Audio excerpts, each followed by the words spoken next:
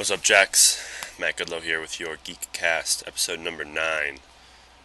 That's a lot of episodes. I realize I say that almost every single week now, but it's true. That's a lot of episodes. Changing it up a little bit, a little more natural light coming in. I've opened a window. One of my faithful viewers has told me that it's always too dreary and dark in my dorm room.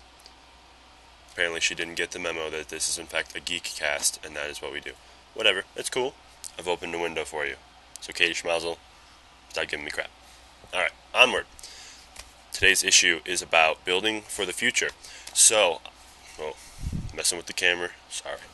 I decided to profile a couple things that you can wear when you're in, like, say, a business suit, or you're dressed in a business type attire, but still kind of maintain your geekness, if you will.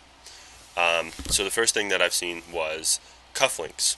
Obviously you wear those with a suit. They have a whole bunch of different types that are all, really kind of geeky. They have, I've seen Legos as cufflinks. I've seen, like, the keys from an old school keyboard messed around with, and they put those into cufflinks. The one that I think is probably the coolest is the molecular cufflinks. Basically, it's a little printed image on the top of a cufflink, and it almost just looks kind of like a jewel, but it's actually what you would see in a microscopic, whatever those things are called, magnifier. I'm totally spacing right now. I'm not much of a geek, apparently.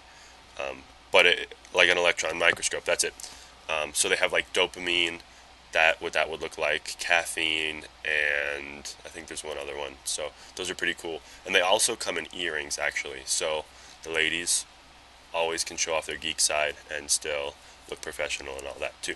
So, and then the other thing that I've seen is there's a lot of ties out there that you can kind of subtly show off your geekness or really show off your geekness. There's one in particular that I really like. It's called the 8-bit tie.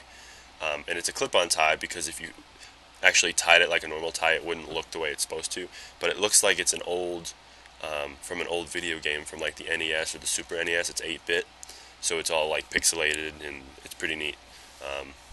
The other ones that you can buy, they're a lot more subtle, but it's just like a black tie with like a red print on it, and the red print is like the enemies from Space Invaders. Or they have another one that's like blue with like gray writing on it, and it's the molecular shape of caffeine. It's pretty neat. So there's a lot of things out there that a geek can wear and still show off his geeky side. There's also watches out there that, rather than being your standard, hand watches that rotate around clockwise or whatever, it's just like little dots, LEDs on it, and the time is in binary. So if you know how to read binary, obviously only you would know the time. So it's pretty slick. Best place to actually go would be thinkgeek.com. They have a lot of really cool stuff on there, and also stuff like, say you actually get the job after you've, dressed up like a geek, whatever, and you want to decorate your desk. They have cool like clocks and lights and stuff to plug into your computer and stuff, which is really neat. So check out thinkgeek.com. They have a lot of really cool products and stuff there. That's all I have for you this week. Keep on doing what you do, Jacks. Send me emails if you have any questions. And tell Katie Schmazel to stop giving me crap about my room being dark and dreary.